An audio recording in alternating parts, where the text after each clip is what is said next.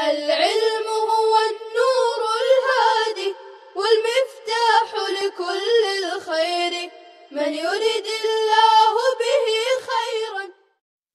بسم الله الرحمن الرحيم. الحمد لله رب العالمين والصلاة والسلام على سيد الأنبياء والمرسلين محمد وآلہ وصحبہ اجمعین، اما بعد.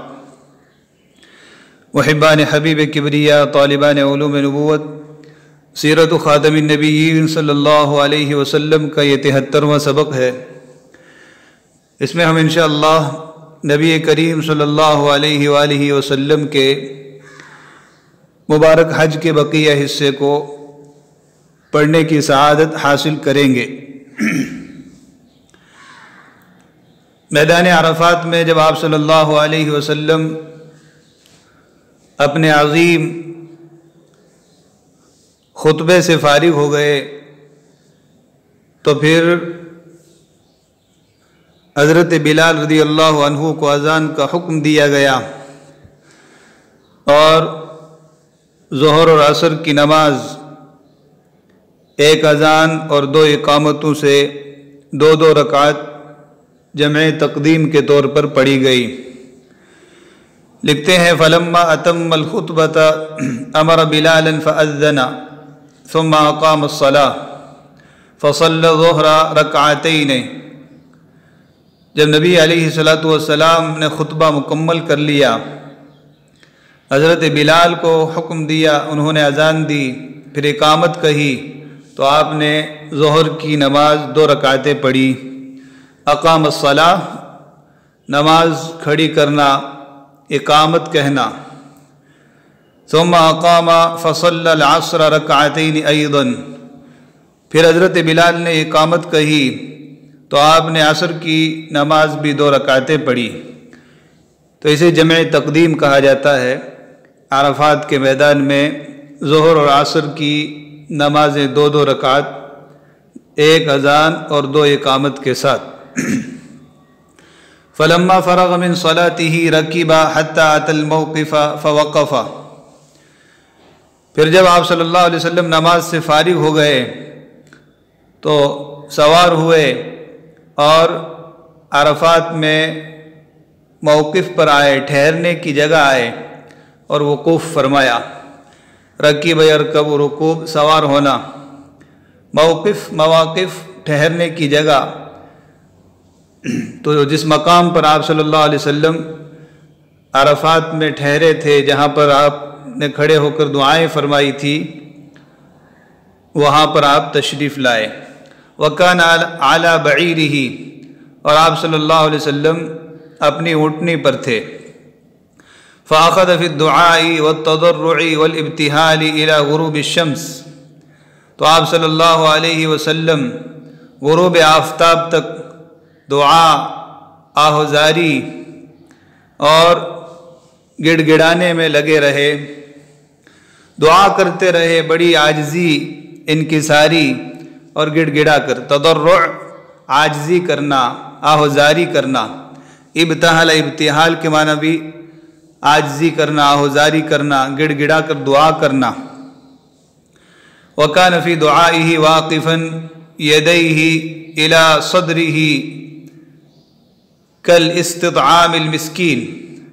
اور آپ اپنی دعا میں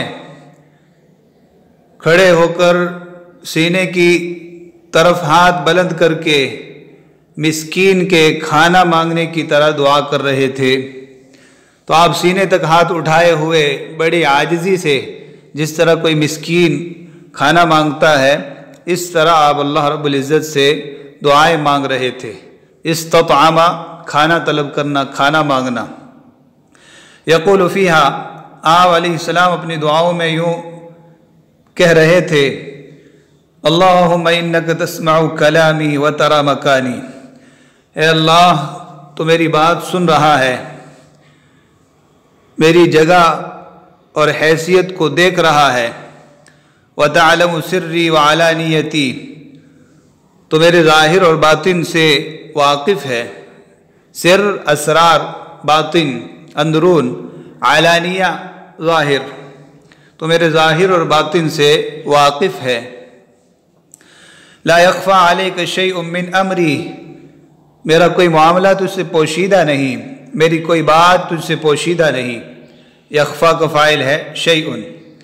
انا البائس الفقیر، میں بے بس فقیر ہوں۔ بائس بئیس یبأس سے ہے پریشان حال ہونا، مصیبت زدہ ہونا۔ فقیر فقراء، میں پریشان حال فقیر زدہ فقیر۔ المستغیث المستجیر، مدد طلب کرنے والا، پناہ مانگنے والا۔ استغاثہ سے مستغیث مدد طلب کرنے والا، المستجیر پناہ طلب کرنے والا، پناہ ڈھونڈنے والا۔ تو میں پریشان حال فقیر ہوں، تجھ سے مدد طلب کر رہا ہوں، تیری جانب پناہ تلاش کر رہا ہوں، پناہ لے رہا ہوں۔ الوجل المشفق، ڈرا ہوا، سہما ہوا۔ وجل صیغہ صفت ہے، جمع وجلون، خوف زدہ، ڈرا ہوا، خائف۔ مشفق بھی اس میں فاعل کا صیغہ ہے، خائف کے معنی میں۔ المقر المعترف بذنوبی، اپنے گناہوں کا اعتراف کرنے والا، اقرار کرنے والا ہوں۔ اسألک مسألۃ المسکین، میں تجھ سے ایک مسکین کی طرح مانگ رہا ہوں۔ مسألت مفعول مطلق ہے، میں تجھ سے اس طرح مانگ رہا ہوں جیسے ایک مسکین مانگتا ہے۔ وَأَبْتَهِلُ إِلَيْكَ ابْتِهَالَ الْمُذْنِبِ الذَّلِيلِ، اور میں اس طرح سے آہوزاری کر رہا ہوں، گڑ گڑا رہا ہوں جس طرح ایک ذلیل گناہگار شخص عاجزی کرتا ہے، گڑ گڑا کر دعا کرتا ہے، آہوزاری کرتا ہے۔ ذلیل، کم حیثیت، رسوا۔ وَأَدْعُوكَ دُعَاءَ الْخَائِفِ الضَّرِيرِ، اور میں تجھ سے اس طرح دعا کر رہا ہوں جس طرح ایک ڈرا ہوا نابینا شخص دعا کرتا ہے۔ ضریر کی جمع اضرا، ضریر نابینا کو بھی کہتے ہیں، اور ہر ضرر رسیدہ پریشان حال کو۔ من خضعت لک رقبتہ، اس شخص کی طرح دعا کر رہا ہوں جس کی گردن تیرے سامنے جھک گئی ہو۔ خضع یخضع خضوعا، جھک جانا۔ رقبتن کی جمع رقاب، گردن۔ وفاضت لک عیناہ، اور تیری خاطر جس کی آنکھیں بہہ پڑی ہوں، جس کی آنکھوں سے آنسو جاری ہوں۔ فاض یفیض فیضانا بہنا۔ وذل جسدہ، جس کا جسم عاجز اور ذلیل ہو گیا ہو، تیرے سامنے مٹ گیا ہو۔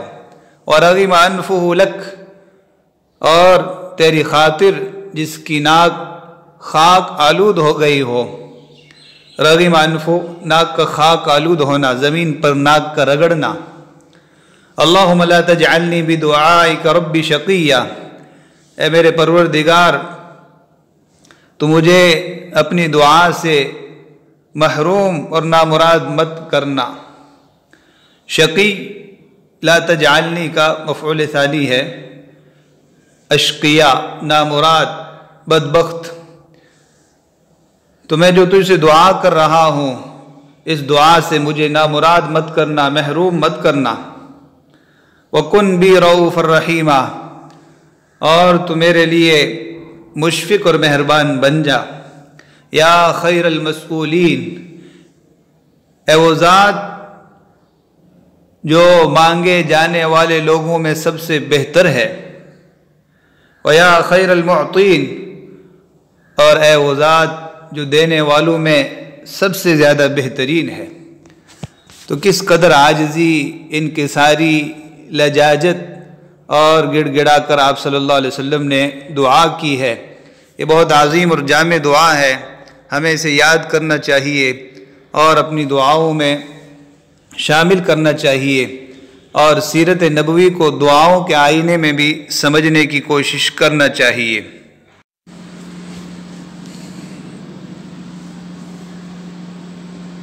وہی دعا اس پوسٹر میں ہے، آپ اس کو دیکھ سکتے ہیں اور یاد کر سکتے ہیں۔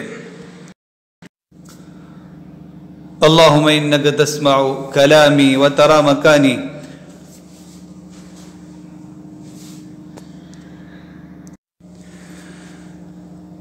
وہناک انزلت علیہ اليوم اکملت لکم دینکم، اور اسی مقام پر آپ صلی اللہ علیہ وسلم پر یہ آیت کریمہ نازل ہوئی۔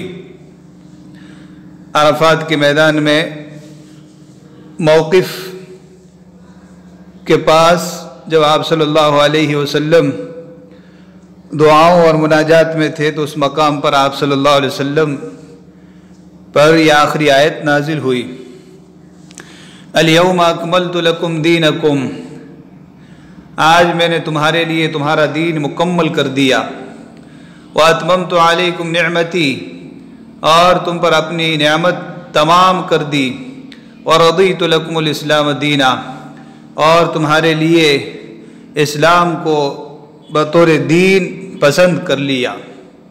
اکمل اکمال مکمل کرنا، اتم اتمام پورا کر دینا، نعمتن کی جمع نعم، دینن یہ تمیز واقع ہے۔ تو یہ ایک عظیم آیت ہے جو اس مقام پر آپ علیہ الصلوۃ والسلام پر نازل ہوئی۔ اس میں دین اسلام کی تکمیل اور اتمام کا اعلان ہے، اور یہ اہل اسلام کے حق میں اللہ کی بہت عظیم نعمت اور تا قیامت اللہ رب العزت کا ایک احسان ہے۔ فلما غربت الشمس افاض من عرفہ حتى اتى المزدلفہ وصلى هنالك المغرب والعشاء، پھر جب سورج غروب ہوا تو عرفات سے واپس ہوئے، روانہ ہوئے، یہاں تک کہ مزدلفہ آئے اور وہاں مغرب اور عشاء کی نمازیں پڑھی۔ افاض یفیض افاضۃ، واپس ہونا، اسی طرح روانہ ہونا۔ افاض الماء، پانی بھرنا۔ افاض الدموع، آنسو بہانا۔ افاض فی الحدیث، کثرت سے باتیں کرنا۔ تو افاض یہاں پر زحف و دفع فی السیر بکثرہ، بڑی تعداد میں جو قافلہ چلے تو اس کی روانگی کو اور لوٹنے اور جانے کو افاض سے تعبیر کیا جاتا ہے۔ پھر مزدلفہ میں آپ صلی اللہ علیہ وسلم نے مغرب اور عشاء کی نمازیں جمع تاخیر کے ساتھ پڑھی۔ ثم نام حتی اصبح، پھر صبح تک آپ صلی اللہ علیہ وسلم نے آرام فرمایا، آپ سو گئے۔ فلما طلع الفجر صلاها فی اول الوقت، پھر جب فجر طلوع ہوئی تو آپ نے اول وقت میں فجر کی نماز پڑھی۔ تو غلس میں اول وقت میں تاریکی میں فجر کی نماز ادا فرمائی۔ ثم رکب حتی اتى المشعر الحرام، پھر آپ صلی اللہ علیہ وسلم سواری پر سوار ہوئے اور مشعر حرام آئے۔ مشعر حرام مزدلفہ میں ہی ایک مقام ہے، وہاں پر آپ صلی اللہ علیہ وسلم تشریف لائے۔ فاستقبل القبلة واخذ في الدعاء والتضرع والتكبير والتهليل، قبلہ رخ ہوئے اور دعا کرنے، آہوزاری کرنے، تکبیر کرنے اور لا الہ الا اللہ پڑھنے میں مصروف ہو گئے۔ اخذ فی الشیء، کوئی کام کرنا، کسی کام میں لگ جانا، تو اخذ فی الدعاء، دعا کرنے لگے، اخذ فی التضرع، آہوزاری کرنے لگے، تکبیر پڑھنے لگے، لا الہ الا اللہ کا ورد کرنے لگے۔ ثم سار من مزدلفة قبل طلوع الشمس واسرع في السير حتى اتى منى، پھر طلوع آفتاب سے پہلے مزدلفہ سے روانہ ہوئے اور تیزی سے چلے یہاں تک کہ مینا آ گئے۔ اسرع فی السیر، تیزی سے چلنا، چلنے میں تیزی کرنا۔ فاتا جمرۃ العقبہ فرماها، جمرہ عقبہ کے پاس آئے اور اس کی رمی کی۔ تو مینا کے میدان میں 3 جمرات ہیں، تو پہلے دن صرف جمرہ عقبہ کی رمی کی جاتی ہے، اس لیے آپ صلی اللہ علیہ وسلم نے صرف جمرہ عقبہ کی رمی فرمائی۔ ثم رجع الى مینا، پھر مینا واپس آئے، فخطب الناس خطبۃ بلیغہ، اور لوگوں کو ایک مؤثر خطبہ دیا، اعلمہم فیہا بحرمت یوم النحر وتحریمہ وفضلہ عند اللہ، اس خطبے میں لوگوں کو یوم النحر کی حرمت، اس کی عظمت اور اللہ کے ہاں اس کی فضیلت کو بتلایا، باخبر کیا، آگاہ کیا۔ حرمت عزت، مقام و مرتبہ، تعظیم۔ وحرمت مکہ علی جمیع البلاد، اور تمام شہروں پر مکہ کی حرمت و عظمت کو آپ صلی اللہ علیہ وسلم نے لوگوں کو بتلایا، لوگوں کو باخبر کیا۔ وَأَمَرَ بِالسَّمْعِ وَالطَّاعَةِ لِمَنْ قَادَهُمْ بِكِتَابِ اللَّهِ، اور آپ علیہ السلام نے ہر اس شخص کی بات سننے اور اطاعت کرنے کا حکم دیا جو لوگوں کو کتاب اللہ کے ذریعے گائیڈ کرے، کتاب اللہ کے ذریعے لوگوں کی رہنمائی کرے۔ قاد یقود قیادتاً، قیادت کرنا، لوگوں کی رہنمائی کرنا۔ تو لمن قادہم بکتاب اللہ، جو کتاب اللہ کے ذریعے، شریعت کے ذریعے لوگوں کی رہنمائی کرے، لوگوں کو چلائے، تو اس کی بات سننے اور ماننے کا حکم دیا۔ وَأَمَرَ النَّاسَ بِأَخْذِ مَنَاسِكِهِمْ عَنْهُ، اور لوگوں کو حکم دیا کہ وہ آپ علیہ السلام سے حج کے اعمال اور ارکان سیکھیں۔ تو بار بار آپ علیہ السلام کہہ رہے تھے خُذُوا عَنِّي مَنَاسِكَكُمْ، خُذُوا عَنِّي مَنَاسِكَكُمْ، مجھ سے حج کے اعمال سیکھو، اپنے دین کے احکام سیکھو، حج کے طور طریقے سیکھو۔ وَأَمَرَ النَّاسَ أَلَّا يَرْجِعُوا بَعْدَهُ كُفَّارًا يَضْرِبُ بَعْضُهُمْ رِقَابَ بَعْضٍ، اور لوگوں کو حکم دیا کہ وہ آپ علیہ السلام کے بعد کافر نہ بن جائیں کہ ایک دوسرے کی گردنیں مارنے لگے۔ تو بعد میں آنے والے فتنوں سے باخبر کیا اور بتلایا کہ ایک دوسرے کو کافر قرار دے کر ایک دوسرے کی گردن مت مارنا، یہ کافروں کا شیوا ہے۔ وَأَمَرَ بِالتَّبْلِيغِ عَنْهُ، اور آپ علیہ السلام نے لوگوں کو آپ کی جانب سے تبلیغ کرنے کا حکم دیا کہ جو بھی احکام آپ علیہ السلام نے پہنچائے ہیں ان تمام احکام کی تبلیغ کی جائے، دوسروں تک ان کو پہنچایا جائے۔ وقال فی خطبتہ تلکا، اور اپنے اس خطبے میں جو مینا میں آپ نے ارشاد فرمایا اس میں یہ فرمایا اعبدوا ربکم وصلوا خمسکم وصوموا شہرکم، اپنے رب کی عبادت کرو، پنجگانہ نمازیں ادا کرو، رمضان کے روزے رکھو، وَأَطِيعُوا ذَا أَمْرِكُمْ، اور اپنے امیر کی، اپنے حکمرانوں کی اطاعت کرو، تَدْخُلُوا جَنَّةَ رَبِّكُمْ، اپنے رب کی جنت میں داخل ہو جاؤ گے۔ تو بڑے اختصار کے ساتھ آپ صلی اللہ علیہ وسلم نے شریعت کا خلاصہ اور جنت میں داخل ہونے کے اعمال بتلائے۔ وَوَدَّعَ حِينَئِذٍ النَّاسَ فَقَالُوا حَجَّةُ الْوَدَاعِ، اس موقع پر آپ صلی اللہ علیہ وسلم نے لوگوں کو الوداع کہا، لوگوں کو رخصت کیا، لوگوں کو یہ بتلایا کہ شاید تم اس سال کے بعد مجھے نہ پاؤ گے، تو لوگوں نے اس حج کو حجۃ الوداع کا نام دیا۔ ثم انصرف الى المنحر بمنا، پھر آپ صلی اللہ علیہ وسلم مینا میں قربان گاہ تشریف لے گئے۔ منحر نحر کرنے کی جگہ، قربان گاہ۔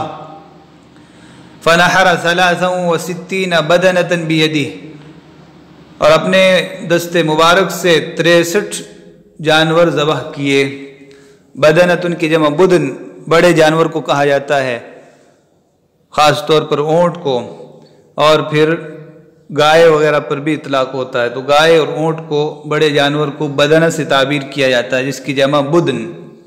تو 63 بڑے جانور، 63 اونٹ آپ علیہ السلام نے اپنے مبارک ہاتھوں سے ذبح فرمائے۔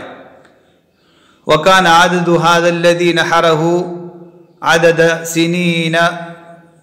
سِنِينَ عُمُرِهِ، اور یہ اونٹ جو آپ نے ذبح فرمائے ان کی تعداد آپ کی عمر مبارک کے سالوں کی تعداد کے برابر تھی۔ تو 63 سال آپ کی عمر مبارک ہوئی تو اونٹ بھی آپ نے 63 ذبح کیے۔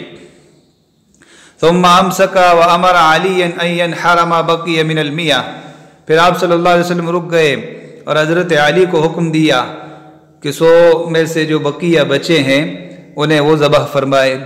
تو 100 اونٹ لائے گئے تھے، جن میں سے 63 آپ نے ذبح فرمائے اور بقیہ کا حکم حضرت علی رضی اللہ عنہ کو مکلف بنایا۔ امسک امساک، رک جانا۔ فلما اکمل نحرہ استدعا بالحلاق فحلق رأسہ، جب آپ صلی اللہ علیہ وسلم نے نحر مکمل کر لیا، قربانی مکمل کر لی، تو حلاق کو بلایا، حجام اور نائی کو بلایا۔ استدعا بلانا، طلب کرنا۔ تو اس نے آپ کا سر مبارک مونڈا، سر کا حلق کیا۔ وقسم شعرہ بین من یلیہ، آپ صلی اللہ علیہ وسلم نے اپنے بال مبارک ان لوگوں میں تقسیم کر دیے جو آپ کے ارد گرد تھے، آپ کے قریب تھے۔ ثم افاض الی مکہ راکبا، پھر سوار ہو کر مکہ کی طرف روانہ ہوئے، مکہ کی طرف آئے۔ وطاف طواف الافاضہ وهو طواف الزیارہ، اور طواف افاضہ کیا، اور اسی کو طواف زیارت بھی کہا جاتا ہے۔ تو طواف افاضہ اس لیے کہ مینا سے لوٹ کر یہ طواف کیا جاتا ہے، اور طواف زیارت بھی اس کا نام دیا جاتا ہے۔ یہ طواف حج کے ارکان میں سے ایک رکن ہے۔ ثم آتا زمزم فشرب وهو قائم، پھر آپ زمزم کے پاس آئے اور کھڑے ہو کر زمزم پیا۔ ثم رجع الى منى من يومه ذلك، پھر اسی دن مینا واپس تشریف لے گئے، مینا لوٹ گئے۔ فبات بها، مینا میں رات گزاری۔ فلما اصبح انتظر زوال الشمس، جب صبح ہوئی تو آپ نے سورج ڈھلنے کا انتظار کیا۔ زال یزول زوالا، ڈھلنا۔ فلما زالت، جب سورج ڈھل گیا، مشى من رحلہ الی الجمار، تو آپ اپنی قیام گاہ سے جمرات کی طرف گئے، جمرہ کی جمع جمار، جمرات کی طرف گئے۔ فبدأ بالجمرة الأولى ثم الوسطى ثم الجمرة الثالثة وهي جمرة العقبہ، جمرہ اولا سے رمی کا آغاز کیا، پھر جمرہ وسطیٰ کی رمی کی، پھر جمرہ ثالثہ کی جس کا نام جمرۃ العقبہ ہے۔ تو بالترتیب 3 جمرات ہیں۔ مینا میں مسجد خیف ہے، اس سے متصل جو پہلا جمرہ ہے اس کو جمرہ اولا، پھر وسطیٰ اور پھر جمرہ عقبہ۔ تو تینوں جمرات کی رمی کی، پہلے دن صرف ایک کی اور بقیہ ایام میں تینوں جمرات کی رمی کی۔ وتأخر حتى اکمل رمی ایام التشریق الثلاثہ، آپ صلی اللہ علیہ وسلم نے تاخر سے کام لیا یہاں تک کہ تشریق کے تینوں دنوں کی رمی مکمل فرمائی۔ قرآن میں ہے فمن تعجل، جو جلدی کرے یعنی 12 تاریخ کو ہی واپس آ جائے تو کوئی حرج نہیں۔ ومن تأخر، اور جو تاخیر سے کام لے، 13 کو بھی وہاں رک جائے تب بھی کوئی حرج نہیں۔ تو آپ صلی اللہ علیہ وسلم 12 کو واپس نہیں آئے بلکہ 13 کو رمی کرنے کے بعد واپس آئے، تو اسی کو تعبیر کیا وتأخر، آپ نے تاخر سے کام لیا، جلدی نہیں کی، تینوں دنوں کی رمی کو مکمل کیا۔ ثم نہض الی مکہ، پھر مکہ تشریف لائے۔ فطاف للوداع لیلا سحرا، اور رات کے وقت اخیر پہر میں طواف الوداع کیا۔ تو آخری طواف جو مکہ سے رخصتی کے وقت کیا جاتا ہے اس کو طواف الوداع کہا جاتا ہے۔ تو اخیر پہر میں آپ نے طواف الوداع کیا۔ وَأَمَرَ النَّاسَ بِالرَّحِيلِ وَتَوَجَّهَ إِلَى الْمَدِينَةِ، لوگوں کو رخصت ہونے کا، کوچ کرنے کا حکم دیا، اور آپ علیہ السلام نے مدینہ کا رخ کیا۔ فلما أتى ذو الحلیفہ وبات بها، جب آپ صلی اللہ علیہ وسلم ذو الحلیفہ پہنچے تو وہاں پر رات گزاری، جہاں سے آپ نے احرام باندھا تھا مکہ سے کچھ فاصلے پر ذو الحلیفہ ہے، واپسی میں وہاں رات گزاری۔ فلما رأى المدینہ، پھر جب صبح مدینہ کو دیکھا، کبر 3 مرات، 3 مرتبہ تکبیر کہی، وقال، اور فرمایا، لا الہ الا اللہ وحدہ لا شریک لہ، لہ الملک ولہ الحمد وہو علی کل شیء قدیر۔ آئیبونا، ہم لوٹ کر آ رہے ہیں، تائیبونا، توبہ کرنے والے ہیں، عابدون ساجدون عبادت گزار ہے، سجدہ کرنے والے ہیں، لربنا حامدون اپنے پروردگار کی حمد و ثنا کرنے والے ہیں، صدق اللہ وعدہ ونصر عبدہ وہزم الاحزاب وحدہ، اللہ نے اپنا وعدہ سچ کر دکھایا، اپنے بندے کی نصرت کی اور تن تنہا سارے لشکروں کو ہزیمت دی، شکست دی۔ ثم دخلها نہارا، پھر دن کے وقت آپ صلی اللہ علیہ وسلم مدینہ داخل ہوئے تو ہر سفر سے واپسی پر عموماً آپ صلی اللہ علیہ وسلم یہ دعا پڑھا کرتے تھے۔ تو یہ تھا نبی کریم صلی اللہ علیہ وسلم کے حج مبارک کا اختصار کے ساتھ ایک خاکہ۔ اخیر میں چند نقشے آپ کے سامنے رکھے جاتے ہیں جس سے آپ ذوالحلیفہ کی مسجد کو بھی دیکھ پائیں گے اور مشاعر حرام کو بھی دیکھ پائیں گے۔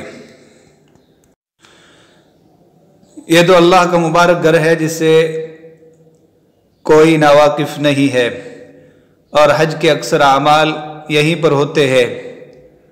دائیں جانب صفا اور مروہ ہے جہاں پر سعی کی جاتی ہے۔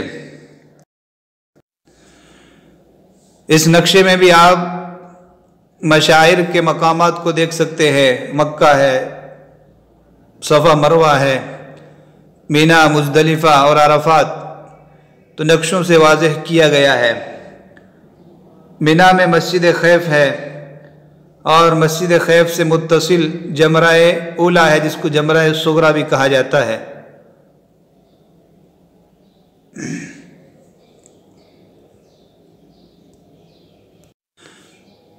اسی طرح اس نقشے میں بھی تمام چیزوں کو واضح کیا گیا ہے۔ مکہ المکرمہ اور ان مقامات کے درمیان کتنے کلومیٹر کا فاصلہ ہے اس کو بھی واضح کیا گیا ہے، کہاں کون سی مسجد ہے۔ جبل رحمت جہاں پر لکھا ہے وہی آپ صلی اللہ علیہ وسلم کا موقف، آپ کے ٹھہرنے کی جگہ ہے۔ مسجد مشعر حرام مزدلفہ میں جہاں آپ صلی اللہ علیہ وسلم نے وقوف کیا وہاں پر بھی مسجد ہے۔ یہ ذوالحلیفہ کی مسجد ہے جہاں آپ صلی اللہ علیہ وسلم نے احرام باندھا تھا۔ آج بھی مدینہ سے آنے والے حجاج کرام اس مقام پر احرام باندھتے ہیں، اور یہاں پر وسیع و عریض مسجد بنا دی گئی ہے اور حجاج کے لیے پورا بندوبست ہے۔ مسجد ذوالحلیفہ کا ایک اور نقشہ جس میں آپ حجاج کرام کو دیکھ سکتے ہیں۔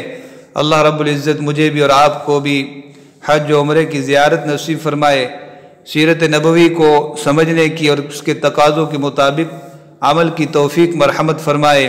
وصلی اللہ وسلم علی نبینا محمد وعلی آلہ وصحبہ اجمعین۔ السلام عليكم، لا تنسوا الاعجاب بالفيديو والاشتراك في القناة تشجيعا لنا لنستمر بنشر المزيد إن شاء الله.